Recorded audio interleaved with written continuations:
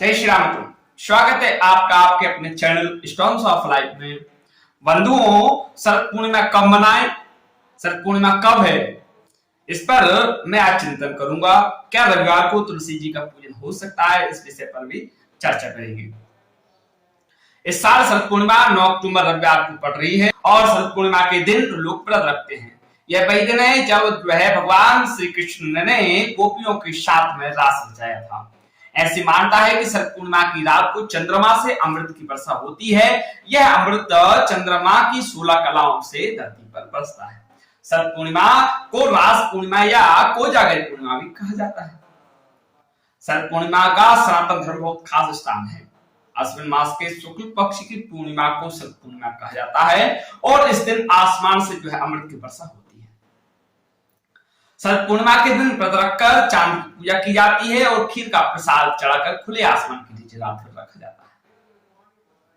पुराणों के अनुसार द्वापर युग में इसी पूर्णिमा के दिन भगवान विष्णु के अवतार श्री कृष्ण ने महारास यानी गोपियों के साथ में रास रचाया था। इसकी पूजन विधि बताते हैं कि शरद पूर्णिमा के दिन ब्रह्म मुहूर्त में उठकर स्नान आदि कर पवित्र हो जाए। शरद पूर्णिमा के दिन सफेद वस्त्र धारण करना चाहिए और इस दिन व्रत करने वाले को लक्ष्मी नारायण की उपासना करनी चाहिए। पूरा दिन नाम जप भजन ध्यान आदि में व्यतीत करने का प्रयास करें।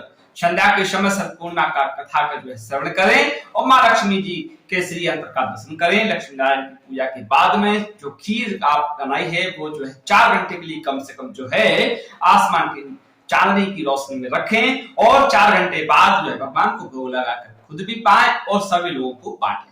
शरद पूर्णिमा का महत्व प्राचीन मान्यताओं की माने तो इस दिन माता लक्ष्मी का जन्म हुआ था और रीति रिवाजों के अनुसार शरद पूर्णिमा को कौजा गौरी लक्ष्मी यानी कि देवी लक्ष्मी का पूजन किए जाने की मान्यता है और शरद पूर्णिमा के दिन कौजागरी पूजा और व्रत रखा जाता है। इस दिन धन की देवी माता लक्ष्मी से भी संबंधित मानी गई है। ऐसी मान्यता है कि शरद पूर्णिमा को व्रत रखकर पूरे रात में लक्ष्मी और विष्णु की पूजन की जाती है। जिस जातक की कुंडली में लक्ष्मी योग ना हो उसे पूजा करने से धन लक्ष्मी प्राप्त होती है। शरद पूर्णिमा का महत्व शास्त्रों में बताया गया है। ऐसी मान्यता है चंद्रमा से बरसने वाले अमृत को सफेद खाने योग्य वस्तु के माध्यम से कोई भी व्यक्ति अपने शरीर में प्राप्त कर सकता है। माना जाता है कि शरद पूर्णिमा के दिन चंद्रमा की रोशनी यानी कि चांदनी में समय बिताने वाले व्यक्ति को भी चंद्रमा से बरसने वाले अमृत की प्राप्ति होती है। चांद की रोशनी में 4 घंटे रखा भोजन खाने से और चंद्रमा के दर्शन करने से व्यक्ति आरोग्यता को प्राप्त करता है। रोगियों के लिए शरद पूर्णिमा की रात बहुत विशेष होती है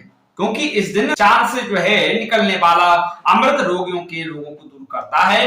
इस रात्रि की मध्य रात्रि में देवी महालक्ष्मी अपने कर कमलों में वर और अभय लिए संसार में विचरती हैं और मन ही मन संकल्प करते हैं कि इस समय भूतल पर कौन जाग रहा है, जागकर मेरी पूजा में लगे हुए उस मनुष्य को मैं आज धन दूंगी। इस प्रकार प्रतिवर्ष किए जाने वाला यह कोजागर व्रत लक्ष्मी जी को संतुष्ट करने वाला है। इससे प्रसन्न हुए माँ लक्ष्मी इस लोक में तो समृद्धि देती है, शरीर का अंत होने पर परलोक में भी सदगति प्रदान करती है। शरद पूर्णिमा का वैज्ञानिक महत्व। इस व्रत में सुबह विधि पूर्वक स्नान करके तांबे या मिट्टी के कलश पर माता लक्ष्मी जी की मूर्ति स्थापित की जाती है, जिसके बाद अक्षत पुष्प धूप दीप नैवेद्य पान सुपारी नारियल आदि से पूजन की जाती है।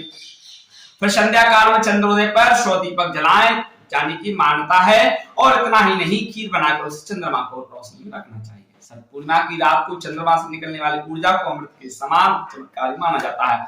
श्रद्धालुओं की मान्यता के अनुसार इस रात चंद्रमा से निकलने वाली समस्त ऊर्जा उस खीर के भोग में समाहित हो जाती है, जिसे प्रसाद के रूप में लेने से दीर्घायु होती है व्यक्ति की। इस प्रसाद से रोग शोक दूर होते हैं और बीमारियों का नाश करने वाली है। ये अमृत वाली खीर रोगियों के लिए शरद पूर्णिमा की अमृत की खीर वरदान साबित होती है। तो स्वस्थ लोगों के लिए रात सेहत और संपत्ति देने वाली है, इसलिए शरद पूर्णिमा को अमृत वाली खीर खाने के बहुत फायदे होते हैं। इस खीर को खाने वाला व्यक्ति प्रसिद्धि को प्राप्त करता है।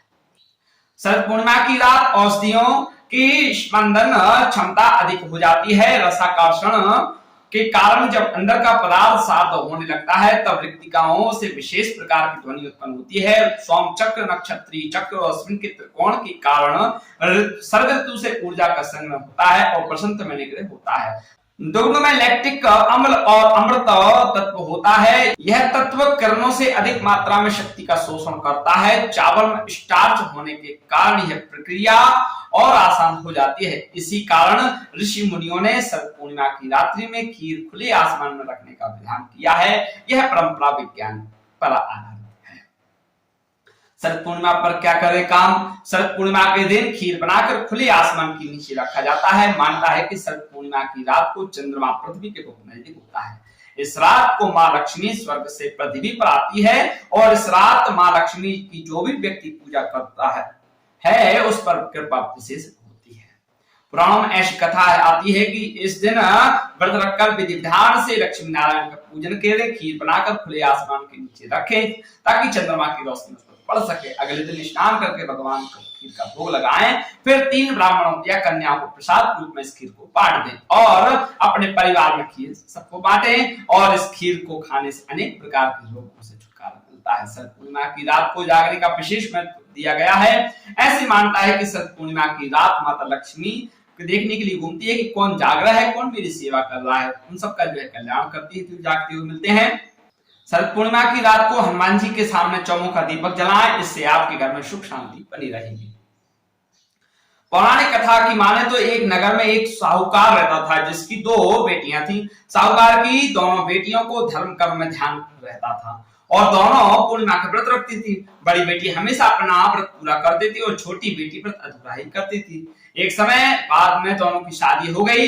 बड़ी बेटी ने स्वस्थ संतान को जन्म दिया, लेकिन छोटी बेटी की संतान पैदा होने के उपरांत मर जाती थी। इस कारण से दुखी साहूकार की छोटी बेटी पंडित के पास पहुंची। पंडित ने कहा कि आपने पूर्णिमा का व्रत हमेशा अधूरा किया है, इसलिए आपकी संतान जन्म लेते ही मर जाती है।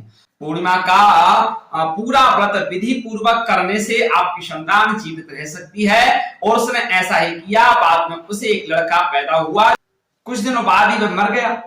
अब उसने लड़के को जो है पार्टी पर लेटा दिया और उसके ऊपर से कपड़ा जो है रख दिया और फिर बड़ी बहन को बुला लाई और बैठने के लिए उसी पार्टी को दे दिया। बड़ी बहन वहां बैठी हुई थी तो उसका लहंगा बच्चे को छू गया। बच्चा लहंगा छूते ही रोने लगा। यह देखकर बड़ी बहन हैरान हो गई। कहा कि तुमने अपने बेटे को यहाँ क्यों सुला दिया? अगर यह मर जाता है तो मुझ पर कलंक लग जाता।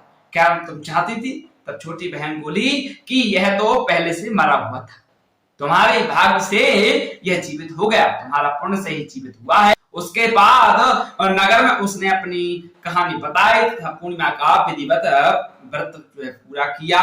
पूर्णिमा के बाद जो है कार्तिक लग जाएगा। कार्तिक मास 9 अक्टूबर से 8 नवंबर तक रहेगा, जिसमें दीपदान का बड़ा महत्व है। दीपदान अर्थात दिए जलाना। कार्तिक मास में दीपदान निश्चित ही भगवान विष्णु की प्रसन्नता बढ़ाने वाला है।